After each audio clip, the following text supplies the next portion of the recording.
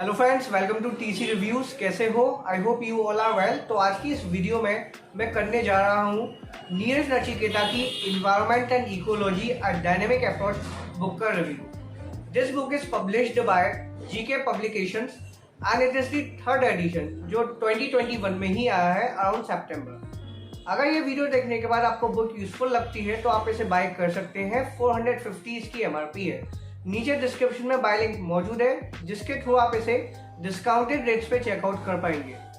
आज की ये वीडियो आपके लिए इंपॉर्टेंट इसलिए प्रूफ हो सकती है क्योंकि आपको पता ही होगा कि आप एक यूपीएससी एस्पिरेंट हो कि इन्वायरमेंट एंड इकोलॉजी के पोर्शन से प्रीलिम्स में भी और मेंस जीएस पेपर थर्ड में काफी सारे क्वेश्चंस बनते हैं। तो ये एक इम्पोर्टेंट टॉपिक है। ऐसे में आपके लिए ये इम्पोर्टेंट है कि आप एक सही बुक का सही समय पे चुनाव कर लें। यूं तो शंकर आईएएस एकेडमी की बुक काफी ज्यादा पॉपुलर है, लेकिन अगर आप एक बार इस बुक को देखेंगे तो आपका हो सकता है परसेप्शन बहुत चेंज हो जाए। बुक कैसी रहती है, कंटेंट कैसा रहता है, ये सब तो हम आगे डिस्कस करेंगे, लेकिन एक चीज तो श्योर है, this book is going to be a visual extravaganza for you. काफी सारी इमेजेस आपको मिलती हैं, डायग्राम्स मिलते हैं, कलरफुल ये बुक रहती है।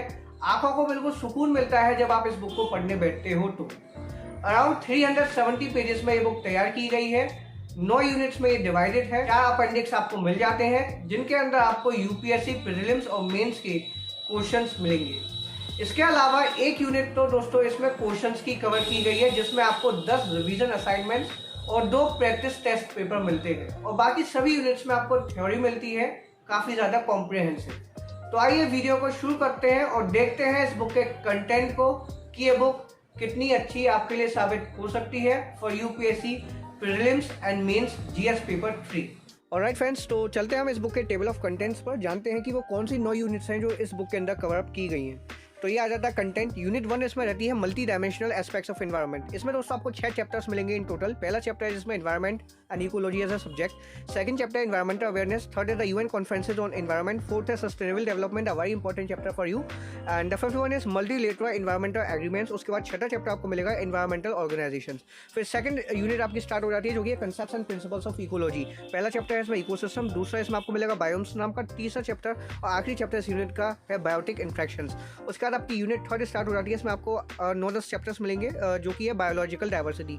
पहला चैप्टर इसमें बायोडाइवर्सिटी का, दूसरा है threatened species of India, third है hot spots, mega diversity and hope spots. Fourth chapter इसमें biodiversity conservation and the fifth one is Indian biogeography and biodiversity. And after that छठा चैप्टर इस unit में आपको मिलेगा wild life conservation and management. सातवां है wetlands, mangroves and coral reefs.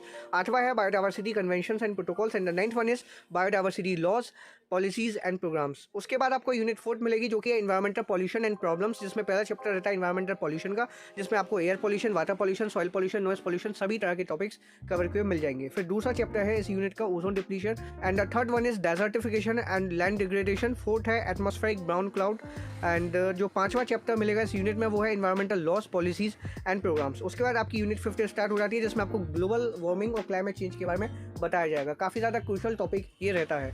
फिर unit 6 है, इसमें आपको रिवीजन असाइनमेंट्स और प्रैक्टिस पेपर्स मिलेंगे। टोटल 10 रिवीजन असाइनमेंट मिलते हैं और इन एवरेज हर एक रिवीजन असाइनमेंट में आपको 10 क्वेश्चंस मिलेंगे, किसी में 12 भी हैं तो किसी में 9 भी हैं।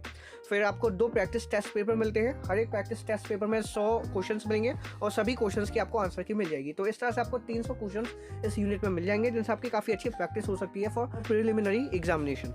फिर ये यूनिट 7 है, इसमें एनवायरमेंटल इंपैक्ट असेसमेंट के बारे में आपको बताया जाएगा। फिर यूनिट 8 है डिजास्टर मैनेजमेंट। यूनिट 9 है current updates in environment, ecology and biodiversity.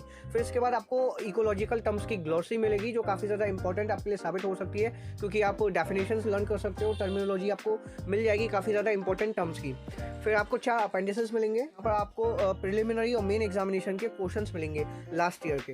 तो पहली यूनिट देख लेते हैं जो कि multi dimensional aspects of environment. पहला चैप्टर है environment and ecology as a subject. Chapter की स्टार्टिंग होती है एक कोट के साथ, जैसा कि ये है हिम ऑफ क्रिएशन ऋग्वेद। फिर इंट्रोडक्शन मिलेगा, बताया जाएगा कि एनवायरमेंट का शब्द कहाँ से ड्राइव हुआ है, किसने कॉइन किया है।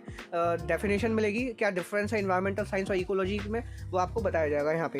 फिर और भी टॉपिक्स मिलेंगे जैसे कि एनवायरमेंट के कंपोनेंट्स। बेसिकली 4 कंपोनेंट्स होते हैं, atmosphere, hydrosphere, lithosphere and biosphere. फिर एनवायरमेंट के एलिमेंट्स के बारे में आपको बताया जाएगा। सेकंड चैप्टर मिलेगा एनवायरमेंटल अवेयरनेस। तो काफ़ी ज़्यादा कलरफुल ये बुक रहती है, आप देख सकते हो काफ़ी ज़्यादा इमेजेस का इस्तेमाल किया गया है और HD इमेजेस रहती हैं जो आपकी स्टडी को काफ़ी ज़्यादा आसान बनाने का काम करेंगी। 4th चैप्टर इस यूनिट का रहता है सस्टेनेबल डेवलपमेंट, तो यही पैटर्न सभी चैप्टर्स का रहेगा। बस इस बुक से मुझे एक शिकायत है कि चैप्टर के बाद आपको किसी भी तरह के क्वेश्चन नहीं मिलते। चैप्टर के बाद जब आपको क्वेश्चन मिल जाते हैं तो उससे बेनिफिट ये मिलता है कि आपका इवैल्यूएशन हो जाता है कि इस चैप्टर को आपने कितने अच्छे से पढ़ा है। वैसे अगर मैं थ्योरी की बात करूँ तो थ्योरी काफ़ी ठीक रहती है, पूरी तरह से ऑर्गेनाइज्ड है और आप देख ही सकते हो जो विजुअल्स हैं वो काफ़ी ज़्यादा आउटस्टैंडिंग है।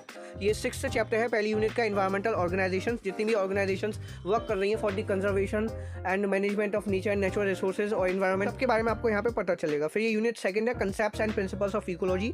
पहला चैप्टर इसमें इकोसिस्टम का मिलेगा। स्टार्टिंग होती है एक कोट के साथ, eventually we will realise that if we destroy the ecosystem we destroy ourselves. It is by Jonas Salk. फिर इंट्रोडक्शन आपको मिलेगा, आर्थर जॉर्ज टेंसले के बारे में बताया जाएगा।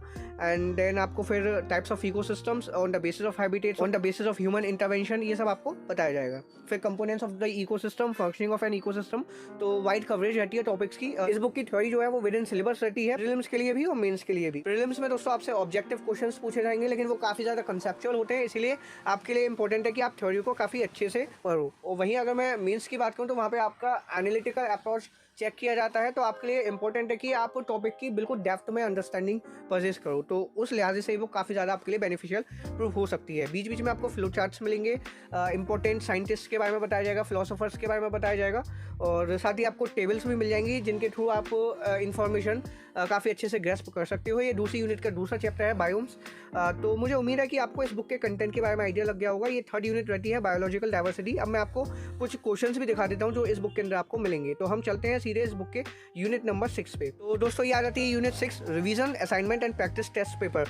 इसमें आपको हर एक रिवीजन असाइनमेंट में 10 क्वेश्चंस मिलेंगे, जैसे कि मैं आपको बता चुका हूँ। सभी तरह के क्वेश्चंस के आपको आंसर्स भी मिल जाएंगे। टोटल 10 रिवीजन असाइनमेंट्स आपको मिलते हैं, सभी के सभी क्वेश्चंस इसमें ऑब्जेक्टिव रहेंगे। फिर उसके बाद आपको प्रैक्टिस टेस्ट पेपर मिलेंगे, जैसे कि प्रैक्टिस टेस्ट पेपर 1 है, इकोलॉजी एंड एनवायरनमेंट पर बेस्ड 100 क्वेश्चंस आपको मिलेंगे बेसिकली। फिर उसके बाद ये प्रैक्टिस टेस्ट पेपर 2 है, सभी तरह के क्वेश्चंस की आपको आंसर की यहाँ पे मिल जाएगी।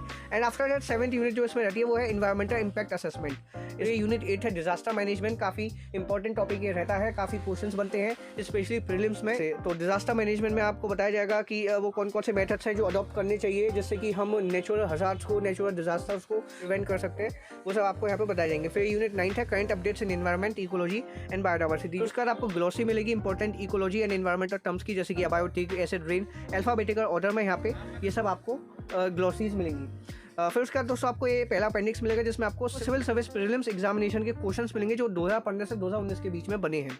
और फिर उसके बाद दोस्तों आपको आंसर की मिल जाएगी सभी तरह के क्वेश्चन की। फिर ये अपेंडिक्स 2 है, मेन एग्जामिनेशन में जो 2017-18 के क्वेश्चन हैं उनके आपको मॉडल आंसर्स मिलेंगे। अपेंडिक्स 4 है, UPSC civil service main examination model answers of 2019 and 2020 questions. तो इन सभी क्वेश्चंस के आंसर से आपको काफ़ी हद तक आइडिया लग सकता है कि कैसे आपको क्वेश्चंस को अटैम्प्ट करना है, कैसे आंसर करना है, आपके आंसर में क्या चीज़ होनी चाहिए और क्या चीज़ नहीं होनी चाहिए। इन मॉडल आंसर से आपको उन सभी एस्पेक्ट्स के बारे में पता चल जाएगा। तो ओवरऑल अगर मैं बात करूँ इस बुक के कंटेंट की, तो कंटेंट काफ़ी ज़्यादा शानदार है, आई कैची ये बुक रहती है, विजुअलाइजेशन बहुत अच्छी है इसकी, तो आप इस बुक के साथ जा सकते हैं। 450 इस बुक की MRP है, लेकिन डिस्काउंटेड रेट्स पे मिल जाएगी। नीचे डिस्क्रिप्शन में बाय लिंक मौजूद है।